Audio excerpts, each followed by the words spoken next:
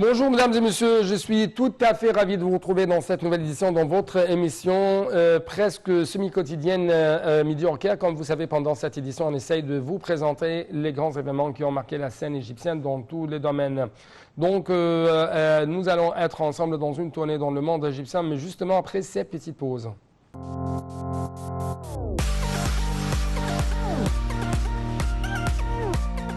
Donc, encore une fois, bonjour et nous allons bien sûr commencer cette nouvelle tournée dans le monde égyptien par cet indice très important révélé récemment par la FMI en ce qui concerne l'inflation en Égypte. L'inflation moyenne dans les pays de Pharaon est sous contrôle et le projet national contribue à renforcer la croissance économique. C'est ce qu'a affirmé en fait le directeur exécutif du Fonds monétaire international FMI, Mahmoud Mohiuddin. Le coronavirus a influencé négativement l'économie mondiale qui a commencé à se redresser début 2021. Le commerce mondial a connu une hausse dans les limites de 10%, un chiffre qui varie d'ailleurs d'une région à une autre.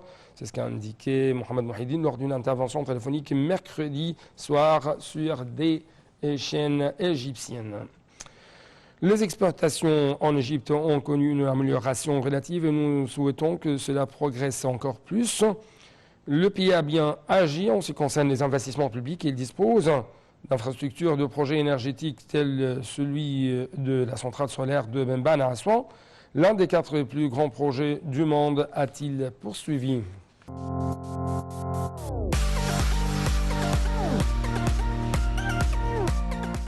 D'autre part, on trouve que 808 projets sont mis en œuvre dans le cadre de l'initiative présidentielle Vie décente pour un coût de 14 milliards, 35 millions de livres égyptiennes, dont 35 chefs-lieux, 109 localités, 336 bourgs et bourgades. C'est ce qu'a déclaré jeudi le vice-gouverneur d'Assouan, Ahmad Charben. Le gouverneur Achraf Atay a ordonné de tenir les réunions de coordination avec les présidents des chefs, ou plutôt les présidents des chefs-lieux, des villes et des responsables même des départements. Et ce sont bien sûr des projets qui ont été réalisés dans divers chefs-lieux et 155 villes pour un coût de 2,1 milliards de livres égyptiennes, a-t-il fait savoir.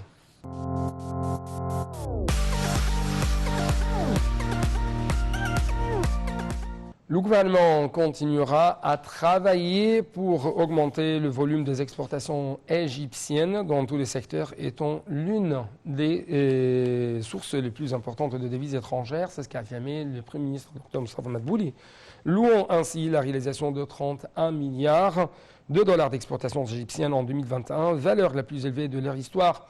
M. Madbouli a tenu ses propos lors d'une réunion tenue dimanche soir pour suivre le plan, mais aussi les propositions visant à augmenter les exportations et à implanter l'industrialisation locale. Tout de suite, un commentaire. Le gouvernement continuera à travailler pour augmenter le volume des exportations égyptiennes dans tous les secteurs, étant l'une des sources les plus importantes de devises étrangères, a affirmé le Premier ministre Moustapha Madbouli, louant la réalisation de 31 milliards de dollars d'exportations égyptiennes en 2021, valeur la plus élevée de leur histoire. M. Madbouli a tenu ses propos lors d'une réunion tenue dimanche soir pour suivre le plan et les propositions visant à augmenter les exportations et à implanter l'industrialisation locale. Le dossier d'exportation est principalement lié au soutien de l'industrie locale et à la production de produits égyptiens de haute qualité qui concurrencent leurs homologues au niveau mondial, a indiqué M. Madbouli. On prépare à la réunion les ministres de l'approvisionnement et du commerce intérieur, Ali Mousselhi, du plan et du développement économique, Hala Saïd, des finances, Mohamed Maït, des communications et des technologies de l'information, Amr Talat, de l'agriculture et de la bonification des terres, Saïd Al-Qusir, et du commerce et de l'industrie, Nivin Gamea.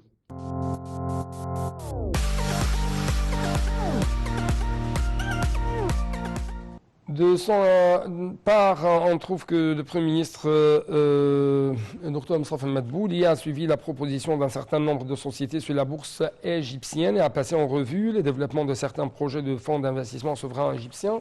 Le chef du gouvernement a tenu une réunion avec le ministre de l'électricité et des énergies renouvelables et d'autres responsables. Tout de suite, un commentaire. Le Premier ministre Moustapha Madbouli a suivi la proposition d'un certain nombre de sociétés sur la bourse égyptienne et a passé en revue les développements de certains projets du Fonds d'investissement souverain égyptien.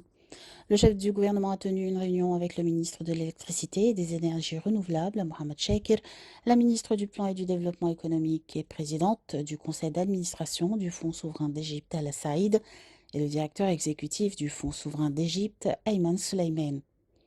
L'objectif de la réunion est d'informer le Premier ministre du rôle joué par le Fonds souverain d'Égypte dans le cadre de la mise en œuvre des directives du président Abdel Fattah el-Sisi concernant la proposition d'un certain nombre d'entreprises à la bourse égyptienne, a déclaré Madame El Saïd. Pour sa part, Ayman Suleiman a passé en revue les développements les plus importants de certains des projets d'investissement du Fonds souverain d'Égypte.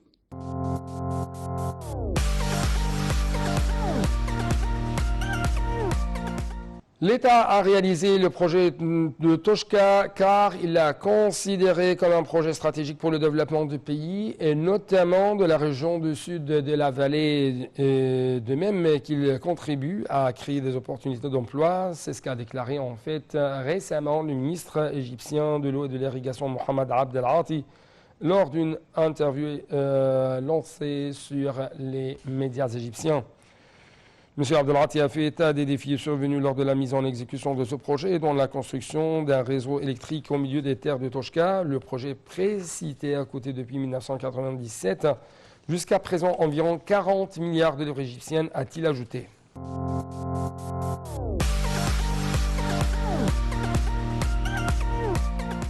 La ministre du Plan du Développement économique, Hala Saïd, a indiqué mardi que le projet de la loi avancé par le gouvernement concernant la loi sur la planification publique contribuerait à la répartition équitable des investissements dans les différents gouvernorats de l'Égypte. Lors de la séance plénière de la Chambre des représentants dirigée par son président Hanafi Ghibali pour discuter de ce projet de loi, Mme Saïd a ajouté que la loi soulignait l'importance de la décentralisation, l'établissement d'un système de gouvernance et la réalisation des objectifs de différents domaines conformément à des calendriers précis et à une modification du plafond de financement. Elle a indiqué que le projet de loi visait à assurer une approche participative dans le processus de planification sous la supervision de toutes les parties de développement, à savoir gouvernement, secteur privé, société civile.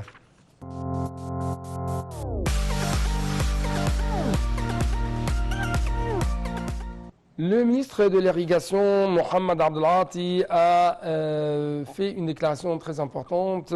Il a souligné que son ministère était un partenaire stratégique du Forum mondial de l'eau. Il a fait état des activités communes entre l'Égypte et le Sénégal, État qui abritera le 9e Forum mondial de l'eau qui se tiendra en mars prochain à Dakar, en se concentrant sur le dossier de l'eau et des changements climatiques.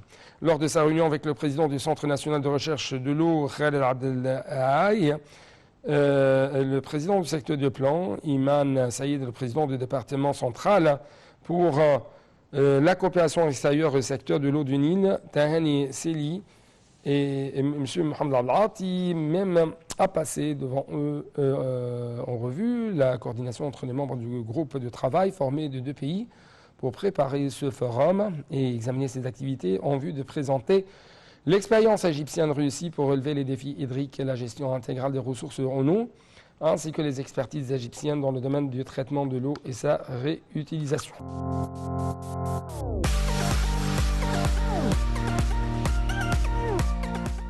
Encore une fois, on trouve que l'économie égyptienne a fait des accomplissements très importants sur le terrain en réalisant même des chiffres très intéressants pour les économistes au niveau international. À cet égard, on trouve que l'inflation mondiale, plutôt l'inflation moyenne en Égypte est sous contrôle et les projets nationaux contribuent à renforcer la croissance économique.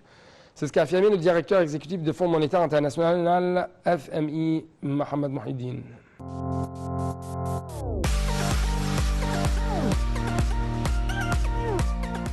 Les soukouks souverains sont l'un des outils de financement les plus importants car ce sont de nouvelles alternatives pour fournir le financement nécessaire aux projets d'investissement de développement inclus dans le plan économique du budget général de l'État. C'est ce qu'a confirmé le Premier ministre Moustapha Madbouli. M. Madbouli a tenu ses propos lors d'une réunion mardi pour suivre les procédures d'émission de premiers soukouk souverains Et les avantages du financement par ce mécanisme, en présence du ministre des Finances, Mohamed Moït, et le vice-ministre des Finances pour les politiques financières, Ahmed Kojak. Le volume des financements islamiques conformes à la charia s'est élevé à environ 296 milliards de livres égyptiens à la fin du dernier exercice, soit une augmentation de 25 milliards de livres égyptiens par rapport à sa valeur au 30 juin 2020, avec un taux de croissance de 9%, ce qui représente 5,4% de la taille du marché bancaire égyptien.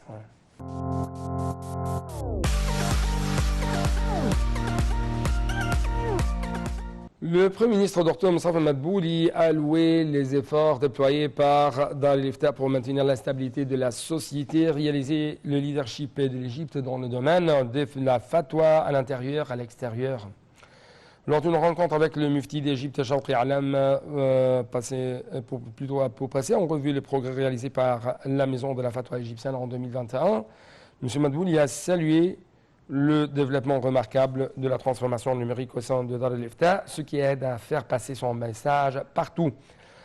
M. Alam a évoqué la vision de Dar el-Ifta dans la période à venir qui repose sur deux axes principaux, à savoir la sécurité intellectuelle et communautaire et la sensibilisation des citoyens, en particulier les jeunes. Dar el-Ifta a réalisé très tôt le danger de l'extrémisme. C'est pour cela qu'elle a créé l'Observatoire des fatwas takfiristes et avis extrémistes en 2014 et qui travaille 24 heures sur 24 pour analyser toutes les publications extrémistes. Cet observatoire publie jusqu'à présent plus de 300 rapports, a dit le mufti d'Égypte.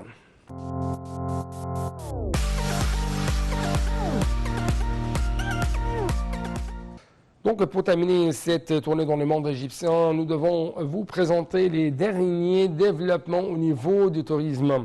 Le Premier ministre Dr Moussa Madbouli a tenu lundi dernier une réunion pour suivre l'état d'avancement de la stratégie de promotion du tourisme des yachts à l'échelle nationale en présence d'un nombre de ministres et de responsables concernés. Le chef du gouvernement a ajouté que le président Sisi avait donné des directives en ce sens qu'un haut comité ministériel avait été mis sur pied par la suite en juin 2021 pour élaborer cette stratégie. Le ministre des Transports, Kamel Wazir, présent à la réunion, a déclaré que plusieurs réunions se sont tenues à ce propos. Ces derniers temps ayant débouché sur l'élaboration de la dite stratégie. M. Loisir a de même indiqué que les réunions avec des représentants du ministère du Logement avaient procédé à la révision et à la modification de tous les sites de port destinés au tourisme de ce genre de yacht se situant sur la Méditerranée et la mer Rouge. Selon lui, une plateforme électronique a été incluse à cette stratégie comprenant tous les organes concernés afin de simplifier les procédures d'obtention des autorisations auprès des services de sécurité.